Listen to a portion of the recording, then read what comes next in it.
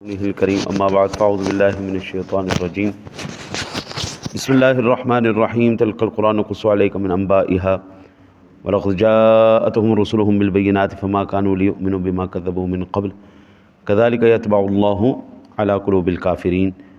یہ وہ بستیاں ہیں جن کی خبریں ہم آپ کو بیان کرتے ہیں، بے شک ان بستی والوں کے پاس ان کے رسول واضح معجزات لے کر آئے ہیں، پس وہ ان پر ایمان لانے کے لیے بالکل تیار نہ ہوئے کیونکہ اس سے پہلے ان کی تکذیب کر چکے تھے۔ اسی طرح اللہ تعالیٰ کافروں کے دلوں پر مہر لگا دیتا ہے۔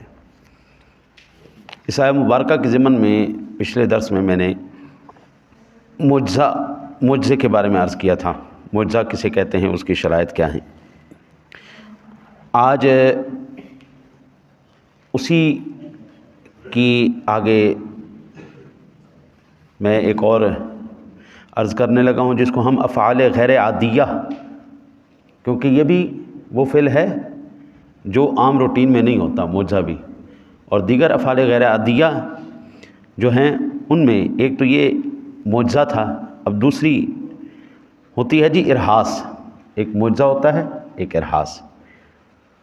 جو خلاف عادت امر نبی کے لیے اعلان نبوت سے پہلے ظاہر ہو اس کو کہتے ہیں ارہاس۔ نبی نے ابھی اعلان نبوت نہ کیا ہو اور جو اس سے غیر عادی امور سر انجام ہوں وہ کہلاتے ہیں ارہاس۔ جیسے اعلان نبوت سے پہلے میرے آقا نبی اکرم صلی اللہ علیہ وسلم کہ دھوپ، جب آپ دھوپ میں نکلتے تھے تو بادل آپ کے اوپر سایہ فرماتے تھے، کرتے تھے، ہاں جی۔ اسی طرح ایک قسم ہے کرامت۔ مومن کامل کے ہاتھ سے جو خلاف عادت کام صادر ہو اس کو کرامت کہتے، جیسے حضور سیدنا غوث اعظم رضی اللہ تعالی عنہ نے مردوں کو زندہ فرمایا۔ تیسری قسم ہے جی معونت۔ یہ عام مومن کے ہاتھ سے جو خلاف عادت کام صادر ہو، جیسے ایک شخص نے اپنے پالتو کتے کے متعلق دعا کی کہ وہ اس کے گھر کے اندر نہ آئے، صرف باہر رہا کرے، سو ایسا ہی ہوا۔ اللہ تعالیٰ عام بندہ مومن کے ہاتھ سے بھی ایسے غیر عادی امور سرزد کروا دیتا ہے۔ ایک ہوتا ہے جی استدراج۔ استدراج کسی کافر کے ہاتھ پر اس کے دعوے کے موافق خلاف عادت کام صادر ہو، جیسے یہ اب زمانہ جیسے جیسے قریب ہوتا جا رہا ہے قیامت کے، تو قرب قیامت دجال آئے گا اور وہ جدھر چاہے گا بارش برسا دے گا، جدھر چاہے گا کھیتیاں اگا دے گا، جدھر چاہے گا اس طرح کے شعبے دکھا دے گا، ہاں جی۔ تو وہ کہلائے گا استدراج اس کا، ہاں جی، کسی کو مار کے زندہ کر دے گا۔ پانچویں اس کی قسم ہے جی اہانت۔ جو کافر نبوت کا مدعی ہو، اس کے ہاتھ پر خلاف عادت امر ظاہر ہو لیکن وہ امر اس کے دعوے کا مکذب ہو، ٹھیک ہے نا جی۔ جیسے ایک کانی شخص نے مسلمہ کذاب سے کہا دعا کرو کہ میری آنکھ جو ہے وہ دوسری بھی ٹھیک ہو جائے، ہاں جی، ایک آنکھ سے نظر آتا ہے، یہاں ایک آنکھ خراب ہے، دعا کرو۔ اس نے دعا کی، جس آنکھ سے نظر آتا تھا وہ بھی گئی۔ پہلے تو کانا تھا نہیں، اب اس نے دعا کی اندھا ہو گیا۔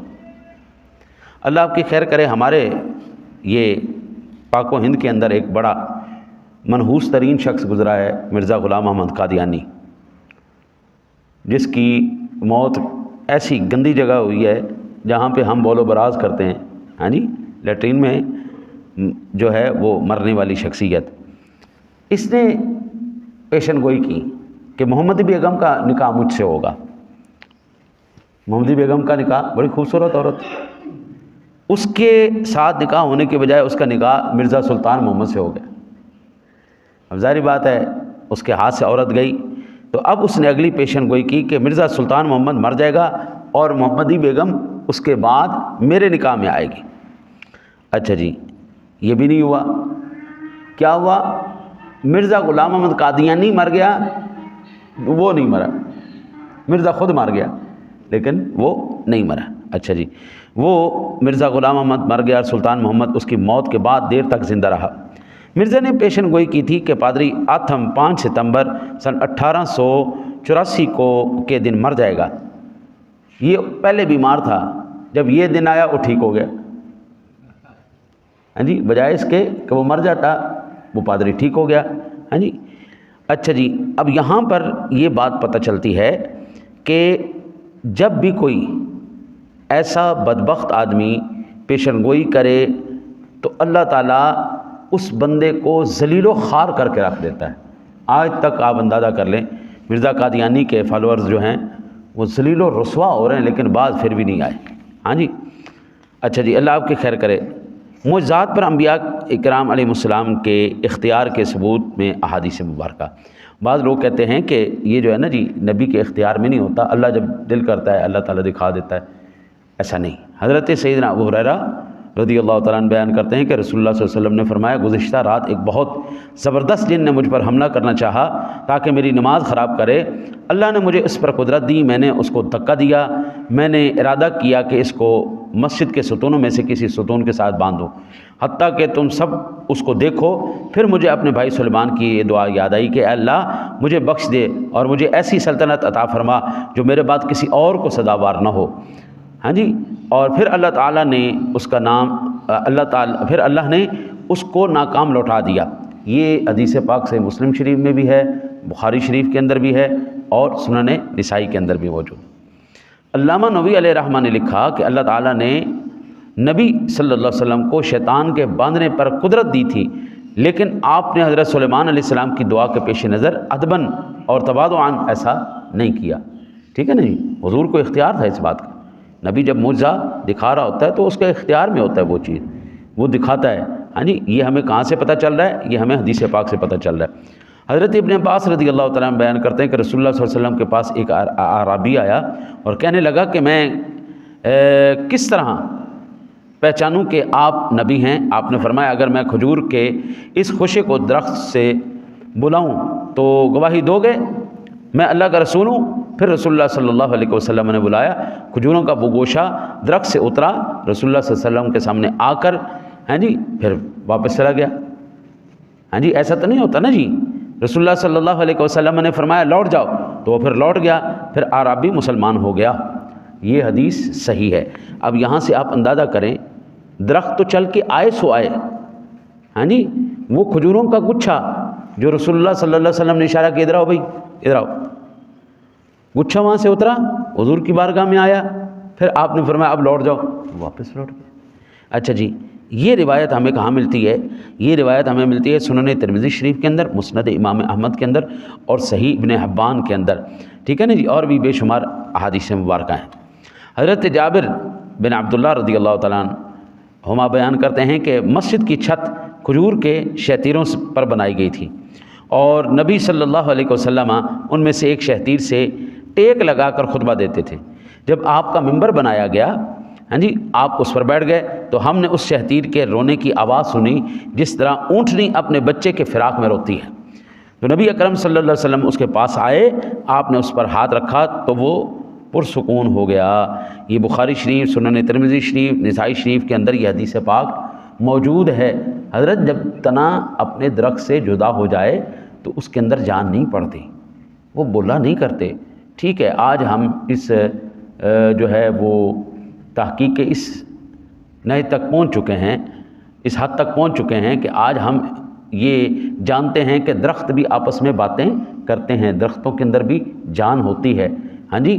لیکن 14 صدیاں پہلے جو رسول اکرم صلی اللہ علیہ وسلم نے اپنا معجزہ دکھایا، آج بھی وہ ممکن نہیں ہے درخت کے تنے کو اس کی جڑوں سے جدا کر کے الگ رکھ دیا جائے، وہ تنا بے جان ہو جاتا ہے. آج بھی 2023 کے اندر بھی آپ سوکھے ہوئے تنے کو دوبارہ ہرا نہیں کر سکتے. لیکن رسول اکرم صلی اللہ علیہ وسلم کا وہ ٹیک لگانا، آپ کا دست انور رکھنا، میرے نبی کے یہ زندہ معجزات میں سے ایک معجزہ ہے کہ آپ سرکار دو عالم صلی اللہ علیہ وسلم نے اس تنے کے اوپر ہاتھ رکھا، وہ تنا زندہ ہو گیا. اور نہ صرف زندہ ہوا، اس کے اندر جذبات اور احساسات بھی پیدا ہو گئے. جیسے ہی حضور ممبر پر جلوہ گر ہوئے، اس سے روتے ہوئے بچے کی آوازیں آ رہی تھی. اور صحابہ کہتے ہیں ہم نے سنا جب حضور نبی اکرم صلی اللہ علیہ وسلم نے دست انور رکھا، دست شفقت رکھا، تو جس طرح بچے سسکیاں لے لے کے چپ کرتے ہیں وہ تنا بھی چپ ہو گیا۔ پھر حضور نبی اکرم صلی اللہ علیہ وسلم نے اس کو جو ہے وہ اپنی مسجد کے نیچے ہی دفن کر دیا تھا۔ حضرت کعب بن مالک بیان کرتے ہیں کہ رسول اللہ صلی اللہ علیہ وسلم جب غزوہ تبوک کے لیے جا رہے تھے تو اثناء سفر میں ہم نے ایک سفید پوش شخص کو ریگستان سے آتے ہوئے دیکھا، تو رسول اللہ صلی اللہ علیہ وسلم نے فرمایا کن ابا خیثمہ، ابو خیثمہ ہو جا، تو وہ ابو خیثمہ ہو گیا۔ یہ صحیح مسلم شریف کی حدیث ہے۔ حضرت یہ وہ تمام چیزیں ہیں، یہ چند احادیث میں نے اس لیے عرض کی، اب بے شمار میرے پاس اس طرح کے حوالے موجود ہیں جو ہمیں قرآن و حدیث سے یہ بات پتہ چلتی ہے کہ نبی کے اختیار میں ہوتا معجزہ، یہ نہیں کہ نبی جو ہے بے اختیار ہوتا، اس کو پتہ ہی نہیں ہوتا، وہ کر ہی نہیں سکتا، نہیں، نبی کے اختیار میں ہوتا ہے، وہ جب چاہے وہ اللہ تعالیٰ کے اس کرم نوازی کا اظہار پوری دنیا کے سامنے کرے، ہاں جی، وہ چاہے کرے چاہے نہ کرے، اللہ تعالیٰ نے اپنے محبوب کو، اپنے نبیوں کو اس بات کا اختیار۔ موسیٰ علیہ السلام جب چاہتے تھے ڈنڈا پھینکتے تھے سانپ بن جاتے تھے، ہاں جی، جب ہاتھ ڈالتے تھے ید بیضا بن جاتے تھے۔ عیسیٰ علیہ السلام جب چاہتے تھے پھونک مارتے تھے، ہاں جی، کوڑی کو خوبصورت کر دیتے تھے، بیماروں کو شفا دے دیتے تھے، ہاں جی، وہ جو اندھے مادرزاد اندھے ہوتے تھے، آپ مٹی کے وہ بنٹے بنا کے رکھتے تھے، آنکھیں بنا دیتے، مٹی کے پرندے بناتے تھے، پھونک مارتے تھے پرندہ بن۔ تو نبی کے اختیار میں ہوتا ہے معجزہ، یہ ہمیں قرآن سے بھی پتہ چل رہا ہے اور حدیث پاک سے بھی پتہ چل رہا ہے۔ ٹھیک ہے جی، اللہ تعالیٰ سے دعا ہے اللہ تعالیٰ آپ کو مجھے عمل کی توفیق عطا فرمائے۔ اللہم